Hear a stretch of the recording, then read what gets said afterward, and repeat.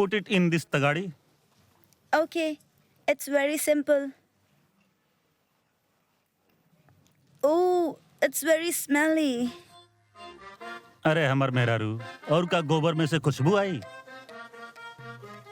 No, Azad, can you please? No.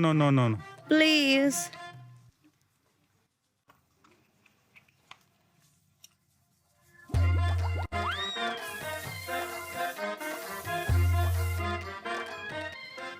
Now you can try.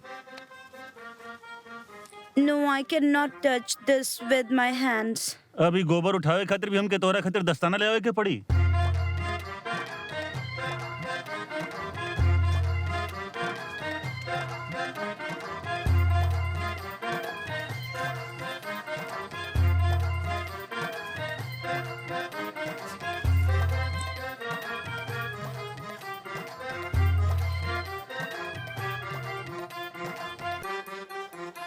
Put it on your head और चला। Where? अरे घूरा पर फेंक के आवे के बा।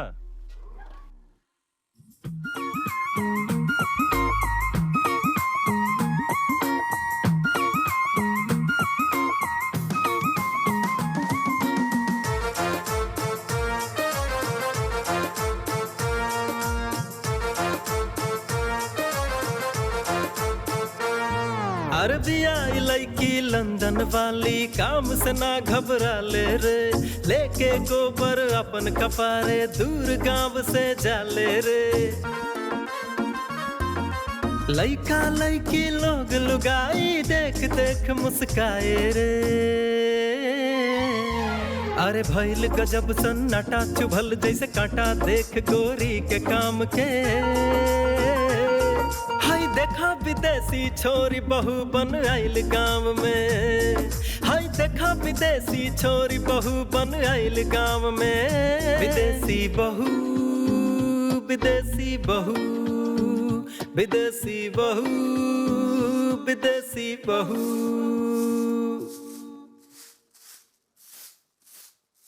हेलो जी, आई एम से यू गुड मॉर्निंग।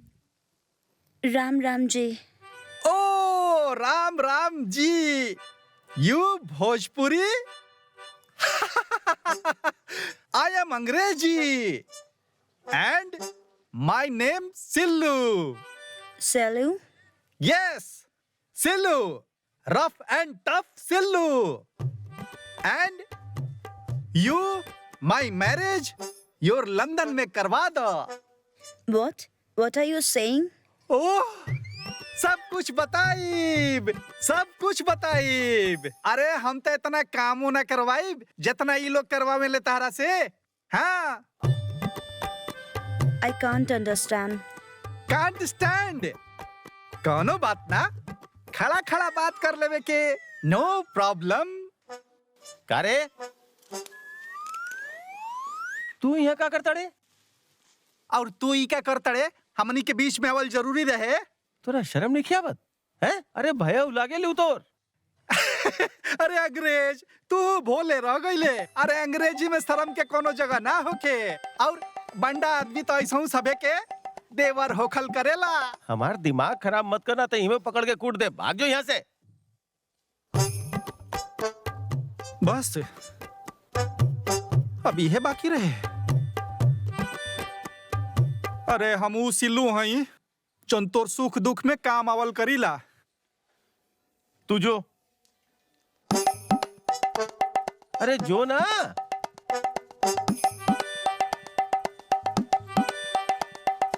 सिल्लू, तू भोले रह गईले, अपन पराया के परख नहीं खे। अरे हमरा खेत में जाहे के रहे और ये दिमाग खराब कर देला ससुरा। भाई साहब दूठे दे दा।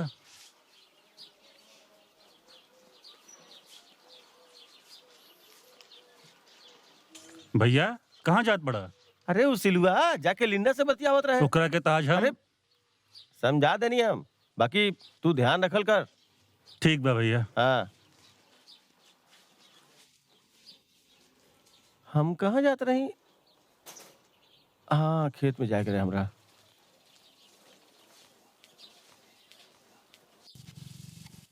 एकदम ठीक बा। हाँ एकदम ठीक बा।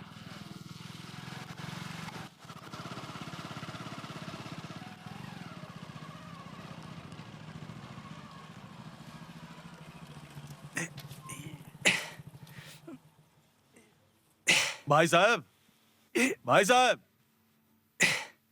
भाई साहब ये इतना इज्जत के दे रहल बा। अरे सर हम दे रहल बानी हम हेने। अरे सर सर हेने हम दे रहल बानी यार। अच्छा भाई साहब यह गांव के हई का? हाँ इहे गांव के हई, बाकी लागिला एकदम ना। ना गांव के लोग भी हमारा के विदेशी विदेशी कहल करेले। खैर हमार छोड़ा, तू के हवा भाई, और ये बतावा तहार का सेवा करी? भाई सुने में आइल है कि तहरा गांव में विदेशी बहू आइल बिया। विदेशी बहू? हाँ विदेशी बहू, ओकरा घरे जाए के बा यार। तू क्या हुआ भाई, झांपी लेके आइल बड़ा का? माई सेल्फ जर्नलिस्ट, पत्रकार हैं यार, इंटरव्यू लेवे के बा उनकर। विदेशी बहू के इंटरव्यू लेवे के हाँ, बाद? हाँ उनकर और उनकर घर वालन के। ओकर घर के लोग के भी? तो चला ना भाई, देर काहे करत रहा? चला ना, चला। हाँ चला चला। अरे तू भाई ऐसन करा, यहाँ में उतर जा, हमने इंटरव्यू लेके अभी आई। भाई साहब कैमरामैन है, पूरा वीडियो तो यह बनाई। आगे आजू रे। अच्छा कैमरामैन हमें? हाँ भाई। फिल्म बनाई है। अरे तो फिर चला ना भाई, देर कौन बात के, चला। बैठ गिला। हाँ चला।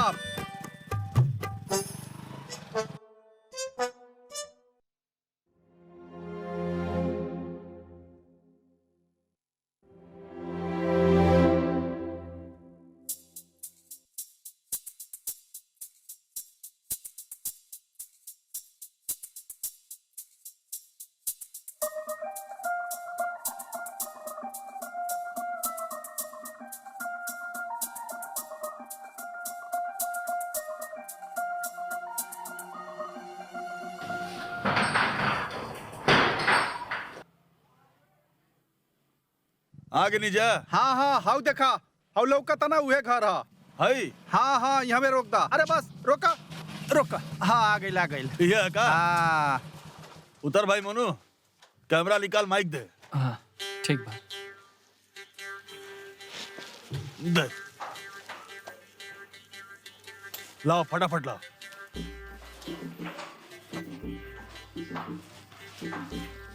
आगे आ जाओ। ए तरफ आ जाओ। है ना, है ना, यहाँ यहाँ। हाँ हो बा, ठीक बा। तो भाई लोग, फालतू खबर देखे वाला के सोनू अध कपारी के राम राम। तो वो गाना तरवा सुन ही हो खब, 7 समुंदर पार मैं तेरे पीछे पीछे आ गई। तो ऐसे ना एगो किस्सा एक गांव में भी हो गई बा। एगो विदेश के लड़की के भोजपुर के लड़का से प्यार हो गई और वो ओकरा पीछे 7 समुंदर पार भी आ गई। तो हमने खड़ा बानी ये समय ओ विदेशी बहू के घर के बाहर। तो रउआ के आगे बताइए ही मिस्टर सिल्लू। हाँ सिल्लू जी, पहले तो हमनी के दर्शक लोग के एगो लव यू हो जाए। Love you. तो सिल्लू जी बताई, कहां से का कहानी, का किस्सा शुरू भइल है, खोल के बताई। हाँ हमार नाम है सिल्लू सैमसन और एह घर में आवे वाली बिया विदेशी बहू, एकदम ओरिजिनल गोर गार। ना ना ना ना भाई साहब ना, रउआ गलत हाँ। कह दी। एक घर में तो विदेशी बहू आ गेल बिया, आवे वाली नहीं खे। रउआ गलत बोल देनी, विदेशी बहू आवे वाली बिया। आवे वाली बिया मतलब? अरे मतलब तहार भाई ले आई, सिल्लू ले आई, अप्लाई कर देले बनी। मतलब एक घर में विदेशी बहू नहीं खे आइल। Coming soon bro, coming soon. Camera बंद करता रहे, ससुर बेवकूफ बनावत आई। अरे हमने के ओ घर में जाए के बाद जहाँ विदेशी बहू आ गई बिया, नॉट कमिंग सून ब्रो। अरे तो फिर आ जाई, तारा सिल्लू पर भरोसा नहीं है का? अरे भाई तू समझत काहे नहीं खा? हमने के ओ घर में जाए के बाद जहाँ विदेशी बहू आ गई बिया। भाई हम बताओ तो नहीं तारा के, तू काहे बाड़ा भी फंस गईला। देखा भाई, तू कहीं और मत ले जाइहा। ना ना भाई ना, चलिए ना रहुआ के हम सही जगह लेके जाए। ले पकड़ रे, पकड़।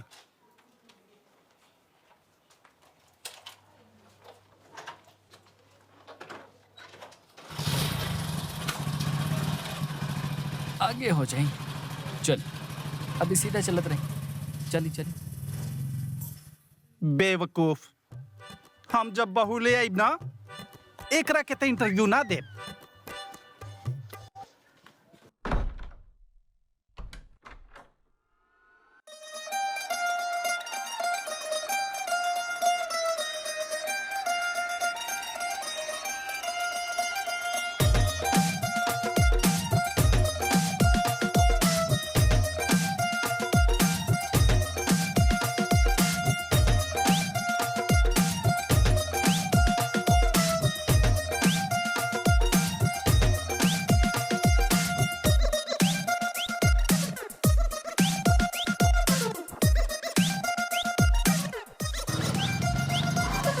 अरे रोकला रोकला, यही जा रोकला।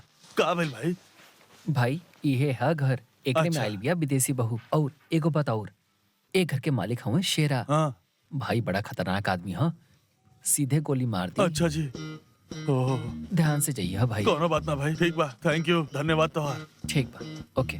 ला भाई मोनू, निकाल ले माइक माइक। और सुन, इंश्योरेंस बाना तोर, ध्यान रखिए, गोलियों लाग सकेला।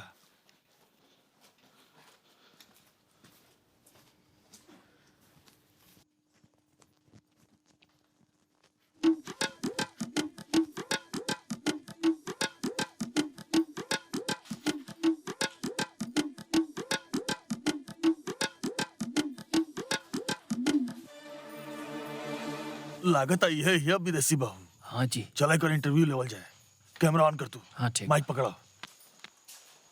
हेलो मैडम, पत्रकार हैं जी हम। रावर इंटरव्यू लेवे आइल बानी। रवा उहे है ना जे इंग्लैंड से आइल बानी मैडम? लगता ये हमरा विदेशी बहू समझता। उस्ताद भोजपुरी ना आवत होई, अंग्रेजी बोली अंग्रेजी। Oh sorry sorry, ABCD। Well ma'am, you come England? या मैं इंग्लैंड से आई हूँ। तो यहाँ आके आपको कैसा लगा? यहाँ आकर मेरे को बहुत अच्छा लगा। और यहाँ के आदमी आपको कैसे लगे? यहाँ के आदमी बहुत अच्छे, बहुत अच्छे। Very good, very good. अरे ई का चल रहल बा? हाँ, इंटरव्यू लेते रहनी है चाची। बंद कर एकरा के, बंद कर अभी। का हो बेशरम हो गइल बाड़ू का? ई का पहनले बाड़ू तू? चाची, हाँ? चाची, 2 मिनट में हो जाए इंटरव्यू। अरे भागत आड़े यहाँ से कि चलो, हम चलो, भाग भाग भाग भाग। तहार ससुर जी देख ली है ना तो तहरा के जान से मार दी है। बदल ला जाके भीतर जा।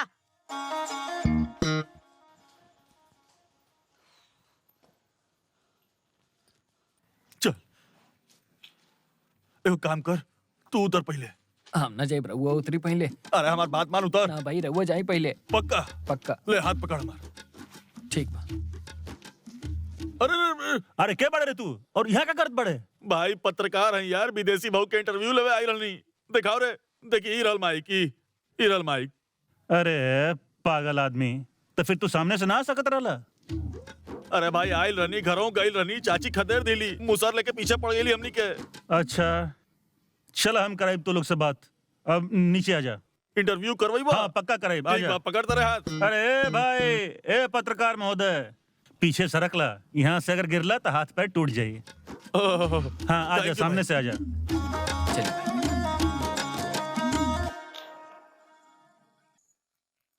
हो गइल भाई? हो गई। हो गइल? हाँ ओके ओके, बहुत बढ़िया। तब फालतू, अरे ही का करता नहीं, फालतू खबर देखे वाला सब दर्शक लोगन के सोनू अतकपारी के राम राम। आज हम पहुंचल बानी ओ घर में, ओ गांव में, जहाँ के लइका, जहाँ के दुलरुआ लेके आइल बा विदेशी बहू। यहाँ हमनी के देश में नहीं मिलत, और ऊ लेके आइल बाड़े इंग्लैंड से। तो आई बात कइल जाओ मिस्टर आजाद से। अरे का हो रहल भाई? बंद करी तमाशा। चाचा हवे गोली चला दी है, नीचे कर ले। भाई 1 मिनट हमने के बात कर दा। अरे का तमाशा भाई? बाबूजी ये रिपोर्टर हुए और ई लोग के इंटरव्यू ले ले। कुछ नहीं के करवावे कि हमने के इंटरव्यू बंद करवाओ। निकाल लो के यहाँ से। बाबूजी 1 मिनट साइड में आई, बात करे के बा। बाबूजी एमे तो हमनी के ही फायदा बा। का फायदा बा? समझाओ तो नहीं हमारा किता। बाबूजी देखी, ये लोग इंटरव्यू लिए हैं ना, तो पूरा समाज, पूरा देश देखी। हाँ? अरे गांव में तो हुई गई, अब देश में और दिखा दे तू। बाबूजी सोच के देखी, पूरा देश विदेश में अपन खानदान के कितना बड़ा नाम होखी। का नाम होखी? बाबूजी समझत काहे नहीं की, सबके पता चल जाई कि दिलेर सिंह के पोता शेर सिंह के बेटा विदेशी बहू लेके आइल बा, अंग्रेजन के दामाद बा। और सोची बाबूजी, एक बार सोच के देखी, तुहार बेटा अंग्रेजन के दामाद।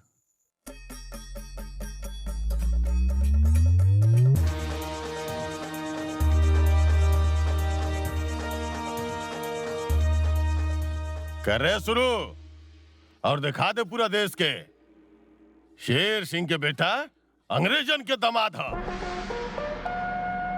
वाह चचा वाह, दे दी आशीर्वाद। कैमरा ऑन कर भाई।